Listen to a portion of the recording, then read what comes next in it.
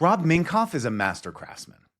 Rob's career spans some of the most beloved animated and live action films of the last 30 years.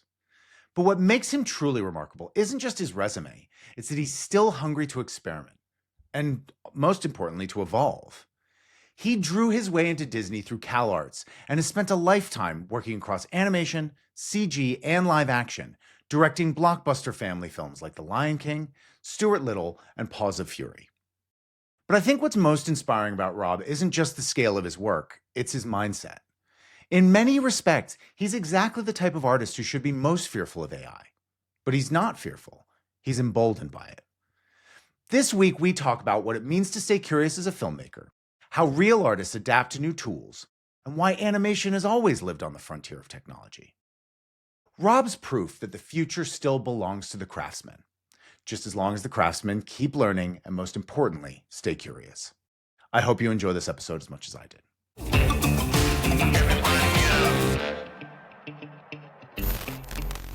I was really kind of looking through your work. It's amazing to me that there's kind of nothing you haven't touched or tried, and the animation work by itself, you've got very much kind of gag-based animation, and then you've got very cinematic animation in The Lion King. You've got 3D and CG animation in the Haunted Mansion and Stuart Little. You've then also done, incredible CG work in action films in The Forbidden Kingdom. And then as well, kind of bringing it all together, I watched Paws of Fury just probably 9 months ago, which is just such a fun one that both feels cinematic. It feels there's lots of really good gags. There's really good meta gags in it too. I find it remarkable how many different things you've tried. Do you get restless? I think that's part of it for sure. I don't know that it was done by design, but I think right from the beginning, I studied animation, as you mentioned, at CalArts, and I learned how to do traditional drawn animation with pencils and paper and sort of do things the old-fashioned way. And,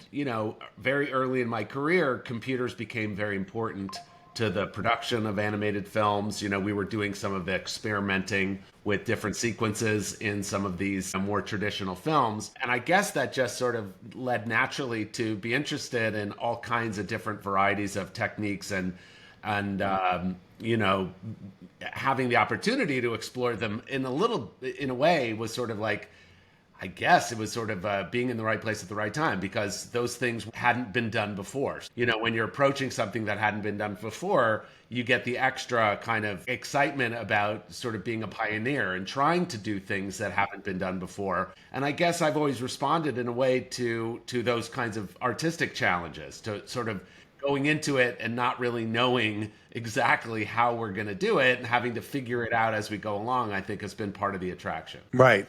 I mean, does it change the way you approach a project? If you are doing something that is more gaggy versus something that's more cinematic, how do you frame yourself as a director when you're approaching those challenges? The creative process is part of the experience of making any film, especially as a director, because what you're trying to do, in a sense, is make a film that has never been made before. And of course, you're using the language of film. So of course, all the things that you're doing have been done before in a version, in some kind of fashion. But a lot of it is trying to figure out what makes sense for the particular piece that you're working on. So for instance, on Lion King, the very earliest versions of the film were very serious. There were much less humor in them. And what we found when we put the story reel together, we would play it, and we found that the overall tone of it was too heavy, or just it needed that comedy relief, which is interesting because people use that term without thinking that what it actually means is the relief from tragedy, comedy relief. And it goes back to Shakespeare. You sort of go, I mean, even, probably before, but you sort of say you have a story and it can get very heavy, and what the audience really needs is that change of pace, or that change of mood, which allows the audience to sort of experience a kind of a range of emotions throughout the course of a story. Right. And do you find, what amazes me about that is, for animation, because the production timeline is so long, it always amazes me when a joke works in animation. That seems to me to be a miracle, because if you're talking about something that was seeded 2.5 years ago or 3 years ago. It's interesting because one of the things that we all discovered quite early in our careers is that seeing a joke for the first time, you get your biggest laugh. And every time you watch it after that, it gets to be less and less. And very often, when you're working in a studio, especially, and you're having to show the work to other people, very often they'll laugh the first time, and then on a second or third or fourth viewing, pretty soon they'll be saying, "Oh, that joke's not funny," and you'll say, "No, no, no, it is funny. You just didn't, you laughed at it the first time, and it still is funny and it's going to work for the audience, but you've gotten over the joke, right? You know the punchline, so of course you're not going to laugh, but that doesn't mean the joke isn't funny." So working in a studio makes it particularly challenging because, especially as you said, animation could be made over such a long period of time. You don't want to lose the sense of why things were good, a year or two or three earlier. And often, in the search of trying to make the best work, I always use the term kick the tires. You sort of like, you're testing it out, you're seeing if it works, but you don't want to ever throw the baby out with the bathwater. That was an expression that I learned early in my career, because again, as you're developing a story, people sometimes lose sight of the thing that they loved about it in the first place. And so the temptation is to throw the baby out with the bathwater. And of course, that's never good for the development of a story. Yeah, and nothing kills a joke faster than having to explain the physics of it over and over and over again. Absolutely. Yes. Yeah. Yeah, it seems that animation, especially at the studio level, we hear a lot about development hell. It seems that animation actually has to grow in that soil. Yeah. It has to find a way to take that development process and make that the entire production pipeline. Yeah, but there's a big critical, key differentiator. When people talk about development hell, it sort of means that you never get out of development. You're stuck there and you're forced to go around in circles and circles and circles and circles. You're trying to figure out what's the magic formula, what's the key that's going to unlock the project, because at the end of the day, if you're in development, it means you haven't yet been greenlit. So the huge difference about studio animation is that typically a green light has to be given to the project well in advance of it being ready to go, just because it requires so much time, effort, and energy, so many people, so much money, frankly, at least in the way it's been practiced up to now, that what made sense for the studios was to just say, well, we know we have a release window and we're going to basically greenlight this animated movie, and now we got to make the movie. So that's a much different kind of a proposition, because if you know you're making the movie, you're kind of not in what you could say is development hell, because development hell means you never get out.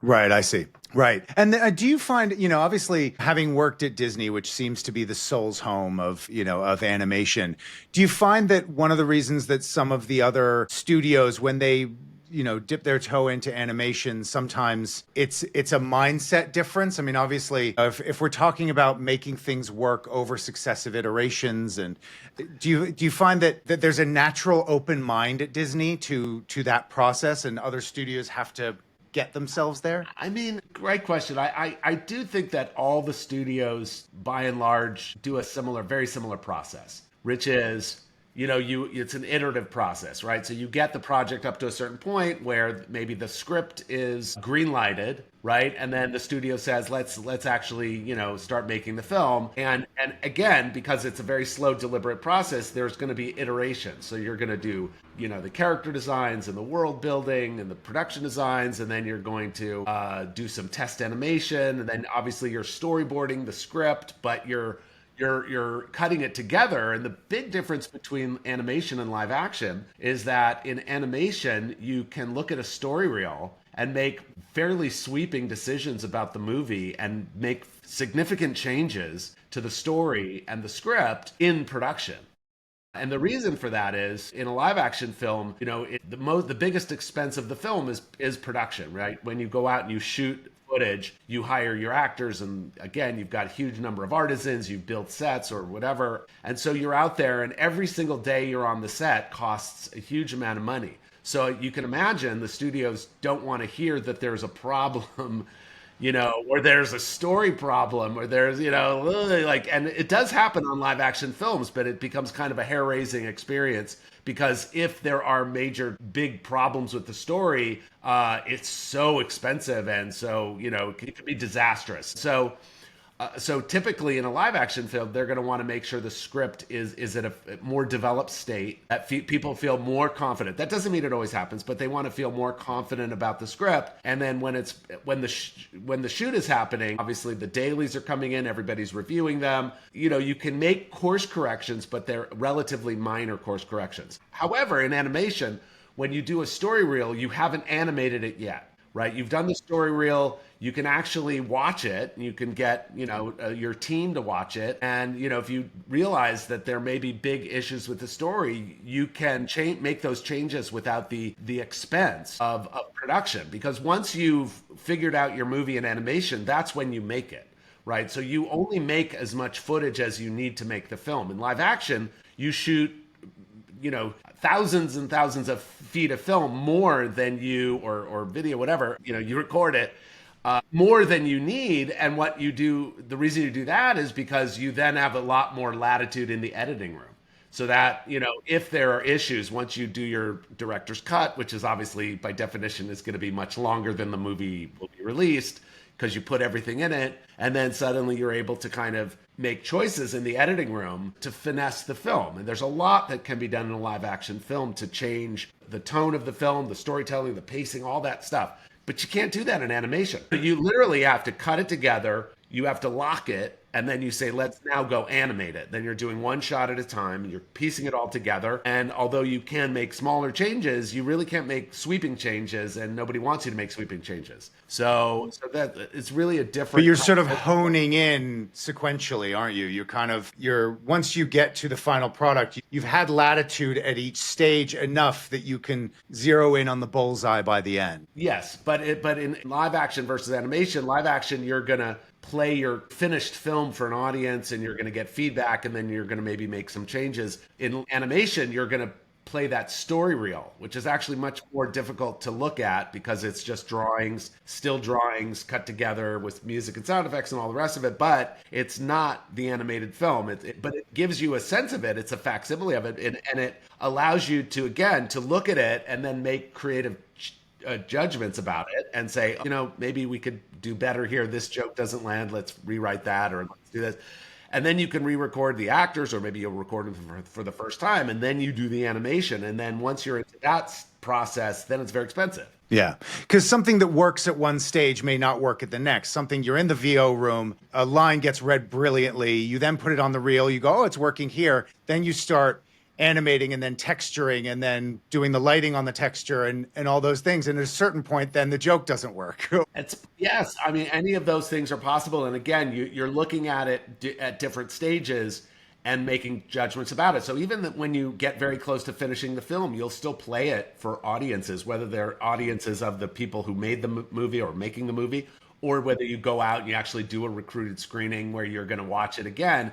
And, you see it and you sort of go, oh, this idea or that could be better, or maybe isn't clear. And, there's, again, you sort of think of it, like I said, it's all about the creative process, because the creative process doesn't really end until the movie gets released, up until the last, and that's true in both mediums. I mean, in live action or animation, because you want to make it as good as it can be, and you're going to always be making those judgments as you go. Your path through as an animator, you were a character animator and designer, and you did a lot of the animation work. And then when you switched to become an animation director, what's the muscle that you start flexing when you make that shift? I mean, it's interesting. Early in my career, so I started at Disney. I was in what was called an in-betweener, which meant an animator did all the main drawings, and then an in-betweener added more drawings to create, the speed, so the tempo. And it's a very laborious kind of job. But even though I had done that, maybe within 6 months, I was given an opportunity to do character design on the new project that was just in development, hadn't been greenlit yet, and I got to suddenly be in a room of maybe a dozen people and going through the storyboards where you're actually looking at the movie. And again, in animation, it's a very collaborative medium, and so often people would open up the room for comments. And so what I found is that I had a lot of opinions about how the story was being told. And then I moved from there back into animation and was being a supervising animator on one of the lead characters. And in that case, you're really just focused on the scene, and it's much more akin to being an actor in a movie, right? An actor who's in a movie is going to be focused on what they bring to it, their performance, their character. They may question the director about what the scene is about and how to play a scene or whatever, but they're going to be really focused on their performance, not necessarily the whole movie. Some actors, certainly because of their success, can get involved in those higher level conversations and discussions about the story and the movie and bigger issues. Some of them become directors, some of them become producers, again, because, people kind of grow into that. So what I found in those early experiences where I was just, in a room of a dozen people, that I was much more excited about the storytelling. Obviously the performance was exciting too, but very different. And so that really is the biggest difference. So as an animator, you're really focused on performance, and as a director, you're focused on the story. And was Disney a nurturing environment for that? I mean, was the attitude there, hey, listen, we're looking for you to grow. The moment you're ready to grow, we're here to help provide that path for you. Yeah, at that time, especially, there was this notion that, everybody was promoted from the bottom up, right? And so it didn't matter what the job was. You typically would start at Disney in whatever role was kind of the starter role, and then you could evolve into more of a senior position or maybe focused on one thing or another. It may not be. I think almost everybody came in, well, not everybody, but many came in as an in-betweener, but then found their maybe it was visual effects, maybe it was storyboarding, or a variety of different kind of functions. But yes, absolutely. But then I think more and more the industry and the medium opened to the idea that anyone can make an animated film. You don't have to be an animator to make an animated film. And I mean, you then had experience because I saw you worked on the Brave Little Toaster. That wasn't a Disney, or wasn't that John Lasseter did that? And so did you leave, or what was? No, yes. So John Lasseter started that project. He was going to direct that project at Disney before he left to go to Pixar. And coincidentally, my first week at Disney was actually John's last week at Disney in Burbank. So I actually met John the week before he moved up to the Bay Area to start working at Pixar. So I mean, I was, so because of that, obviously I've been following, from the very beginning, kind of the history of computer animation. So Brave Little Toaster was John's project, but it didn't get greenlit. Tom Wilhite, who was actually running the studio at the time, who put the movie Splash into development and then wanted the Brave Little Toaster to go. But Tom actually left Disney, and he was the producer of the Brave Little Toaster, and they ended up bringing on a director named Jerry Reese, who I've known obviously also for a very long time, another CalArts graduate from several years earlier than I was. And Jerry actually, interestingly, had partnered himself with Brad Bird initially, working together to develop an animated version of a very popular, at least among animators, comic book called The Spirit by Will Eisner. And they were both up north in the Bay Area working with the producer Gary Kurtz, who had produced the original Star Wars. And they were trying to get that movie off the ground. And I got an invitation to go meet with them up in the Bay Area, and I did. And they showed me some of the work that they were doing. And some of the great animators at Disney had contributed, because there was this idea that, maybe they were going to make this movie and be able to employ a lot of different people. And so that's how I originally met both Brad and Jerry. And they also showed me this reel of a thing called Family Dog, which Brad Bird ended up directing as an episode of Amazing Stories. I did some freelance, even though I was working at Disney, I did some freelance for Brad as an animator on that short. And then when Jerry was putting his team together for the Brave Little Toaster, a couple of obviously very close friends were already working on it. One of whom was a guy named Joe Ranft, who was one of the great animation story artists, very influential person. He may have recommended me, and a couple other people, Brian McEntee, who ended up becoming the production designer on Beauty and the Beast. Anyway, there was a small team of sort of CalArts grads. I talked to Don Hahn, who was sort of head of production at the time. I don't think he was producing yet, but Don ended up producing the animation for the Roger Rabbit feature. And then he also did the Roger shorts. And then he did Beauty and the Beast and then Lion King. So obviously I worked with Don quite a lot. So I remember going to Don and saying, I've got this opportunity to go do character designs for this movie, The Brave Little Toaster, which he knew about because it had been a Disney project. And he said, you should go, because things were really slow at the time. I don't think anything was in production at Disney at that moment. But I was very nervous about leaving because I thought, oh my God, I'm gonna, it was always my dream as a kid to work at Disney. Here I was, I got the job that I wanted, and suddenly I was like, I may leave. But Don said, I can't remember if he said it before or after. Probably before. He just said, "Don't worry." He said that your job will be waiting for you. Oh, well, that's amazing. Yeah. Yeah, incredible. So I was able to leave. I think I only worked for a couple months on the Brave Little Toaster. And then the whole team actually went to Taiwan to go do the production on the movie. And I got invited to go, but I decided I wasn't ready to go to Taiwan. So I went back to Burbank and started up again. If you could kind of pick the difference in cultures when you do leave Disney, and obviously it's hallowed ground, for animators. Was there a similar culture at these other places? I know a lot of people were Cal Arts people. Were there things that you felt Disney was starting to get wrong, or that they got right that everybody else didn't understand? I think, again, what was interesting when I started, there were really no other competitors, right? There was nobody else making animated features on a regular basis except at Disney, maybe Miyazaki in Japan. But there were very, very few, if any, competitors. So obviously, once things started to open up in the industry and people started to recognize that animation was a popular art form. Again, when I started at Disney, there was this notion that the animation era had come to an end, right? That Disney had had its golden age and it was really kind of fading out and it was sort of going the way of the dinosaur. But there were obviously a lot of young, talented guys who really believed in the medium and felt that animation could do a lot of incredible things. It just wasn't being given the opportunity to do it, and that Disney had become very static in a way, or frozen in its not really Heritage. chances. It's heritage, but just there was just a sensibility about it that wasn't really in touch with the younger audience. And I think that, again, some of us really believed in the medium and just felt like the animation could tell any kind of story. It's one of the reasons I think animation actually has the biggest growth potential of all the filmmaking mediums, because so little, in a sense, has been done in animation compared to the world of live action, where millions of movies have been made. In animation, it's really a very small amount, and most of it has been made geared towards families and children.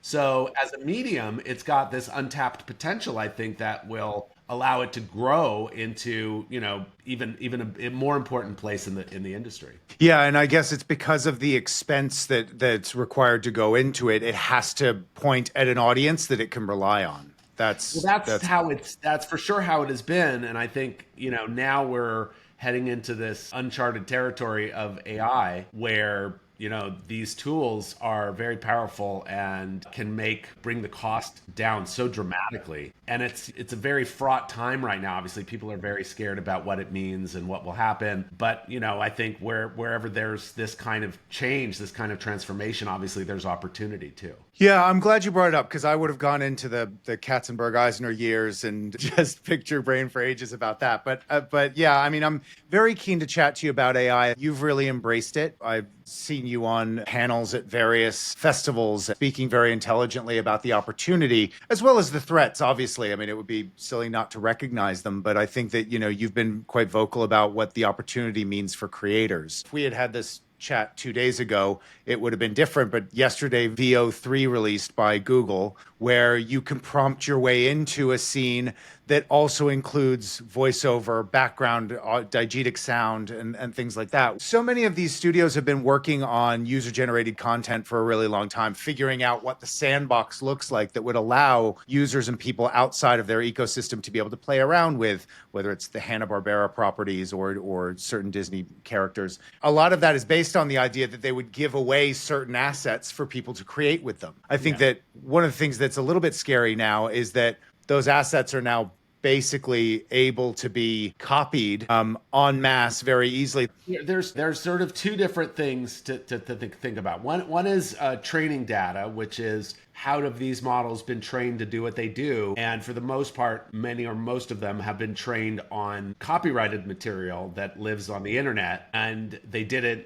do it, with any system in place, except they just scraped the internet and then they fed it into the model to learn. That's one issue. And then the other issue is the output. And if the output is copied or similar or the same, you cannot get the Copyright Office to approve it or to give you a copyright. And in fact, it is absolutely an infringement.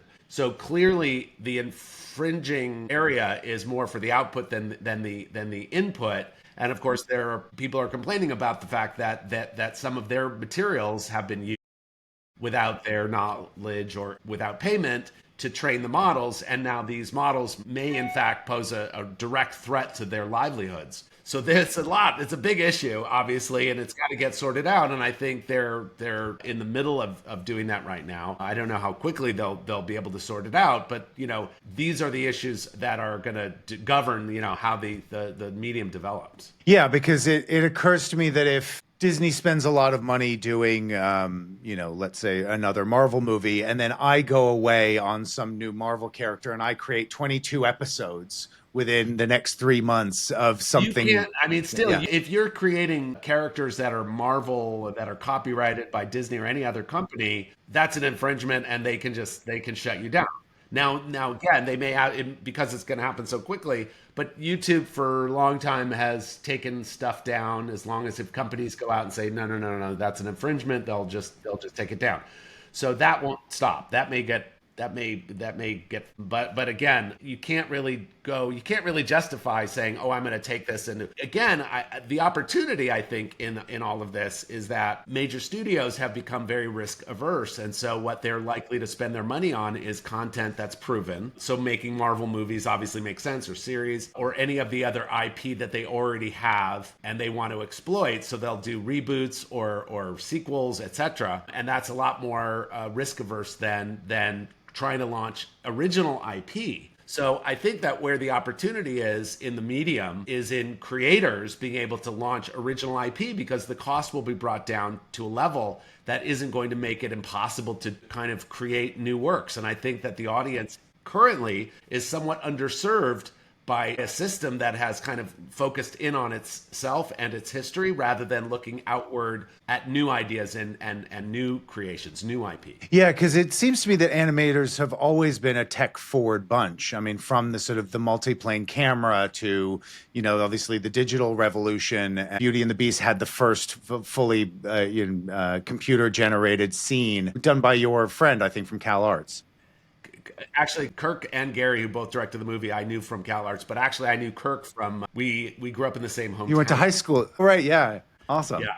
So we met we were backstage at a children's theater production of Snow White and the Seven Dwarfs that we both happened to be cast in, ironically, in Palo Alto. And we discovered that we both loved drawing and animation, and then we became friends around that. So we've been friends for a very long time.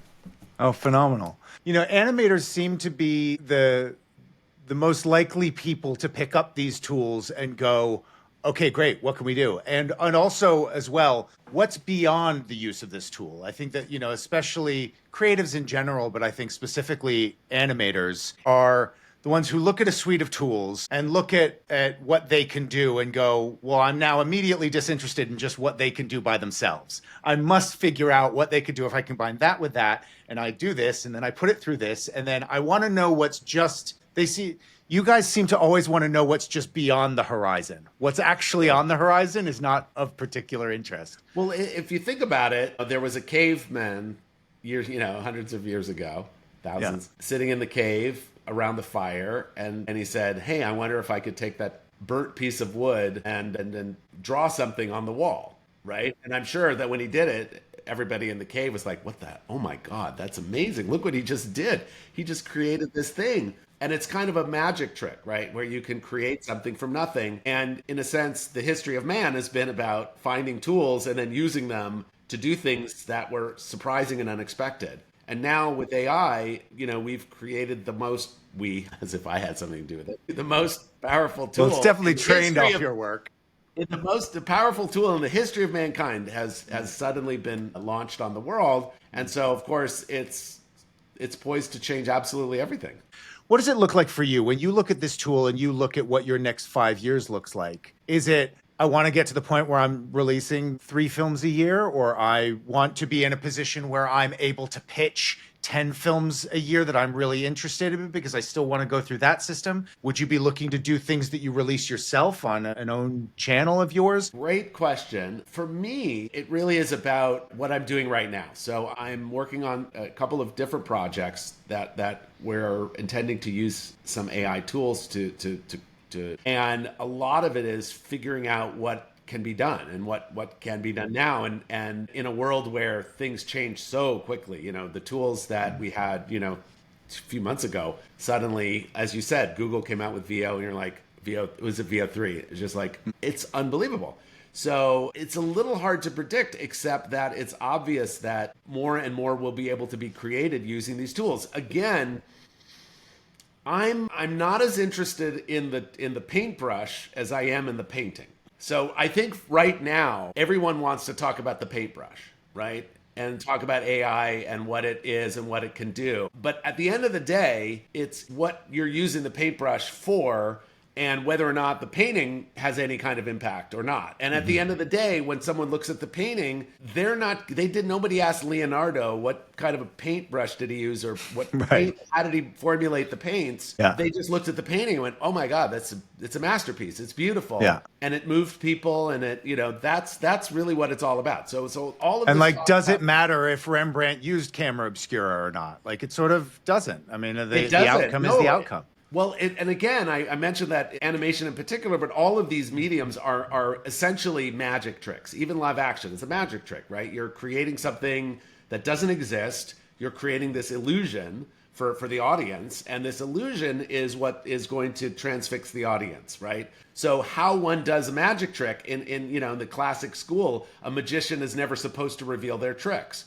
Why? Because it's not about the mechanism that the magician uses. It's about the impact and the impression of the magic itself. But we're in an era right now where all anyone really wants to talk about it is the tool, and it's because it hasn't really been used yet successfully to create something that the audience looks at and goes, I don't care what the tool is, right? So we're sort of in this transitional period where, again, you can see a shot done.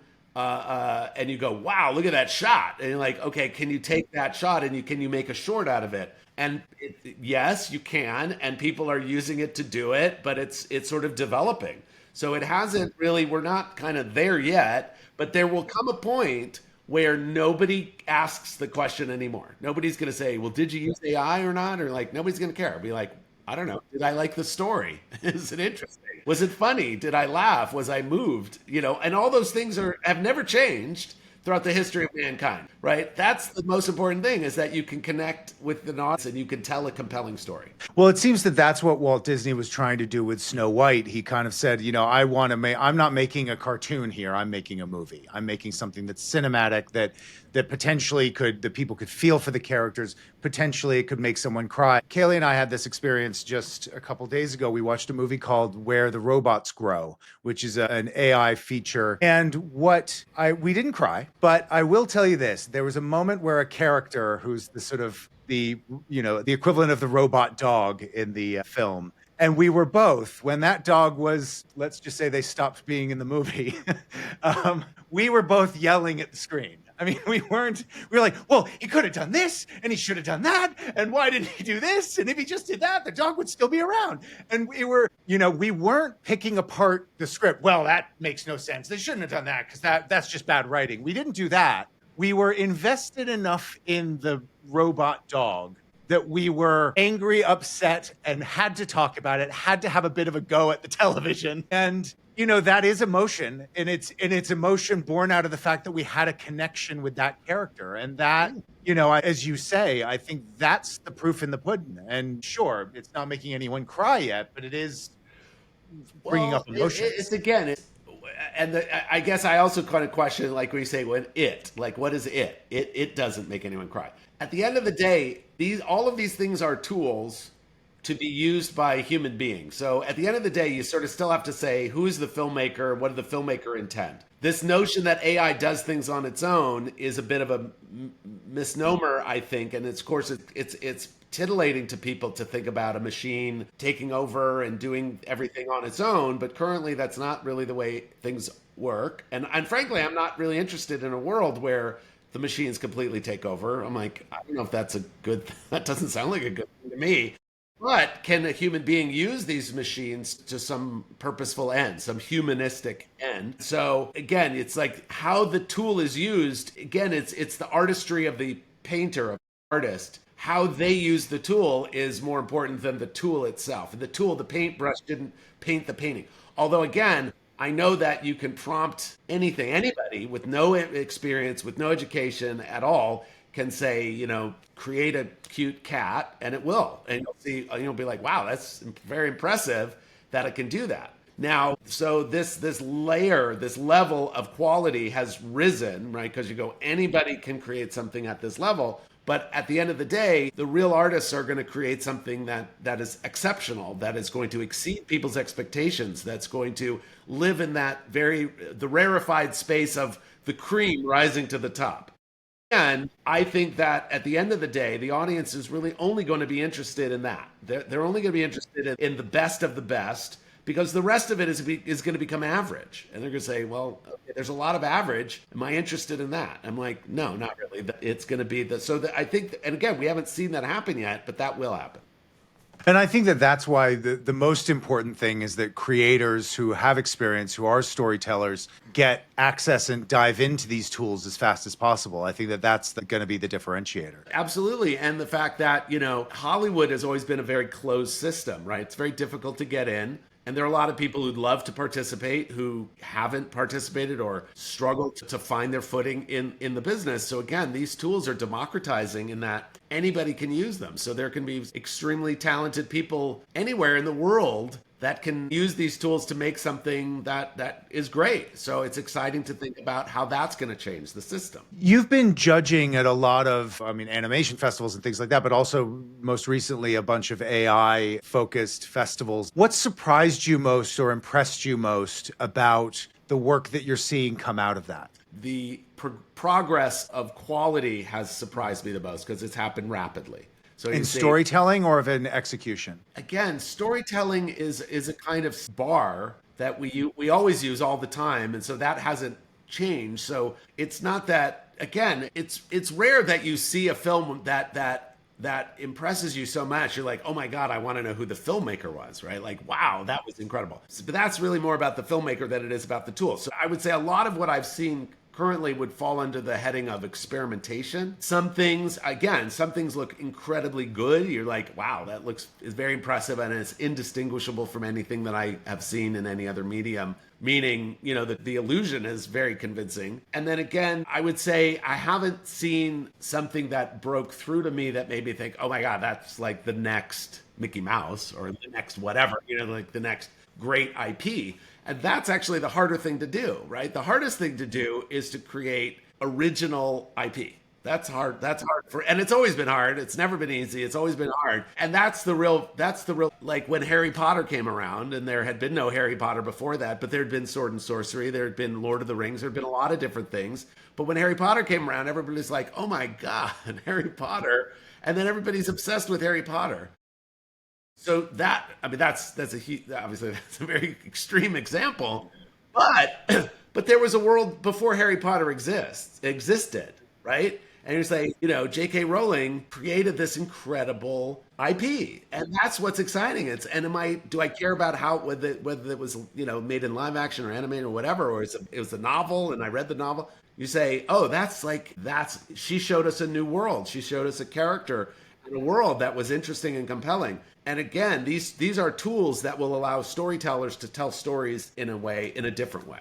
I really try to not be fearful. I always say, anytime you're fearful, start with curiosity, and curiosity most likely will lead to inspiration, and inspiration will deplete the fear. But I do wonder, one of the things that I have been fearful of is, you spoke about IP just now. Obviously now, Amazon now owns the Bond franchise. I've been a lover of that franchise my whole life, since the first time my dad sat me down and I got to watch a grown-up movie, and it was Bond, and that was so exciting to me, and I love it. And my fear, I suppose, is that something that the Broccolis were very reserved in the way they exploited that IP, and they gave it to us very metered out. I'm very, concerned that a tech company that really just wants eyeballs and attention is going to go, we're going to have, a Money Penny TV show and a web series of, of M, or, M's Office Hours, or something like that. And I'm, is there something lost or something that we should be fearful of when tech companies take control of creativity? Great question. I do think that there is a tension in that,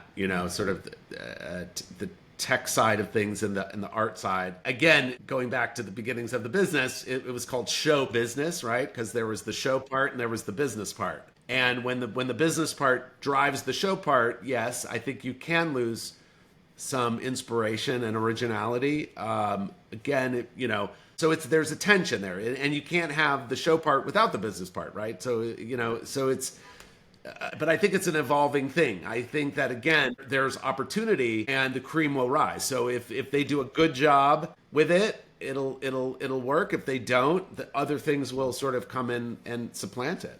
I just wanted to ask, obviously you went to Cal Arts. In terms of, one of the things that people are fearful about AI is the next generation's path. A lot of the things that are being automated are the things that we, as people who have worked in various creative industries, those are the things we cut our teeth on.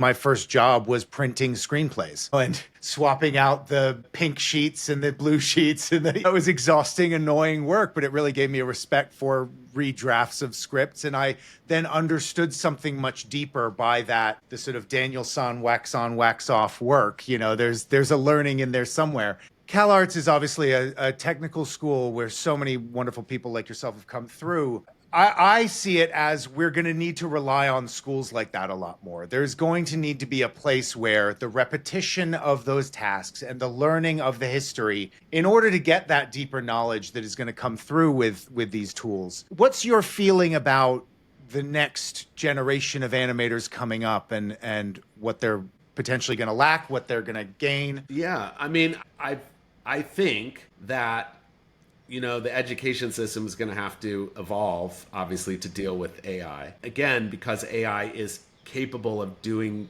things that people typically have done. So I think that where education ultimately has to evolve to is more in the realm of critical thinking and aesthetics, so that people really learn from a young age how to judge what they're seeing. And I think that will remain a value throughout, as things go, because that's where the real evolution happens in anything, in any art or any medium. It's in the realm of critical thinking. It's in the realm of understanding what it is you're seeing. My hope, of course, is that the new generation is really more focused on that than they are simply on how to use. That's, again, the tools that have been used for the last 25, 30 years are going to change drastically because of AI. And so those fluencies are going to become less valuable. So say, oh, I know how to do this, but I don't need to do it that way anymore. I can do it a different way.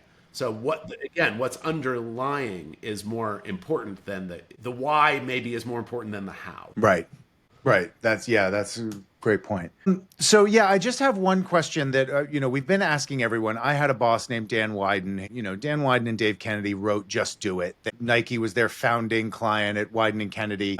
They have offices all over the world. And that was one of my first jobs. I started as an editor at Wyden and Kennedy. And he had this great quote where he said, "You're useless to me until you've failed big at least twice."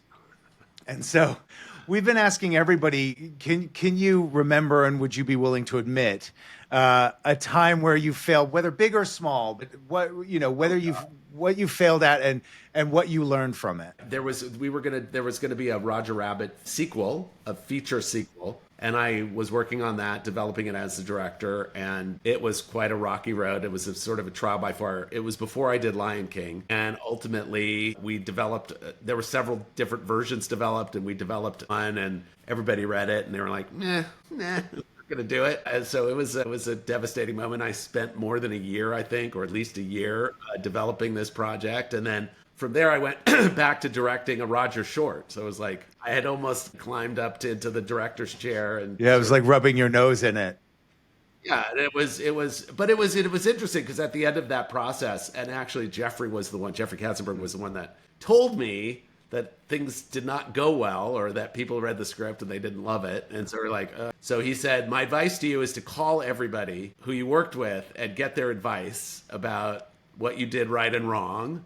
Like, okay. So I got on the phone with everybody, like, hi, I'm just calling to tell me what I did wrong. And, but I would say almost pretty much everybody that I spoke to was incredibly generous and very supportive. And they said, Rob, this is so normal in the business. And they told me stories about, well, this director had this failure, and then they went on to direct some great movie. And you're like, so don't let it get you down. Just get back up on the horse and try again. And you're like, okay, well, that's good. And by the way, at the end of the day, that's probably the most important lesson that anyone can learn in their life, is how to persevere through difficulties, through failures, how to pick yourself up and dust yourself off and start again. Because it does happen a lot, and you sort of have to be able to manage it and get past it. Yeah. Did the act of calling do anything, or was that just a kind of... I don't know. I mean, I think part of it is you sort of have to keep your ego in check, you know. Yeah, the humility of it. People, humility. So you sort of go through it. Yeah. So I would say in the realm of kind of internal, emotional, psychosocial, emotional stuff, in order to succeed in the business, right? Especially being a director, because the way I've always described to people is sort of you're captain of the ship while the ship is out at sea, but you still have headquarters to deal with. Right. You get the admiral calling you, going, "What did you do?" You're like, but you're still responsible to get that ship through whatever it's got to get through and get home safely, and you've got a crew that you have to take care of, and your job is to make those calls as the captain of the ship when it's under your control, even though there might be a larger, there's others that you're having to answer to. So that's quite challenging. One of the things that I've always done, one of the terrible things that can happen on a movie project, and again, it does happen a lot, is that there's a loss of confidence in the director, right? And when that happens, it just destroys any kind of sense of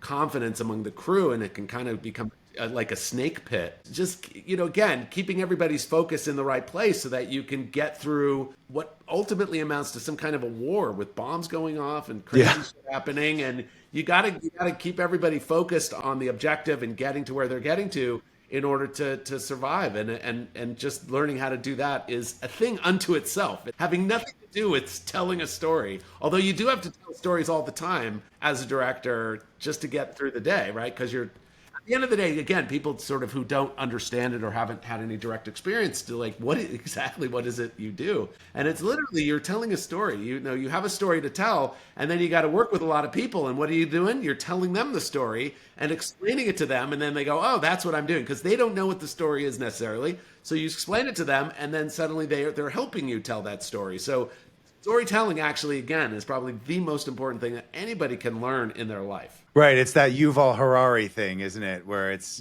get everybody going in the same direction, and you need to constantly be giving them those little, storytelling tidbits to keep pointing them towards the right point on the horizon. Because the truth is, they don't know where you're going, Yeah. It's like you're getting there to some extent with either maybe the map is just in your head and, nobody can see it objectively and know. So you're constantly having to explain to people what it is you're doing and why you're doing it and how you're going to get there. And that's, again, is such an incredibly important part of the process. Well, Rob, that's fantastic. Thank you so much for giving us your time, and this has been really fun. There was so much I wanted to cover, so I only really get to fully enjoy it like the last 5 to 10 minutes because I've gotten all my questions answered. So, but that was just so fun, and it was just so generous of you to come on and to give us your time. Absolutely. Happy to do it. Thank you. Thank you so much. All right.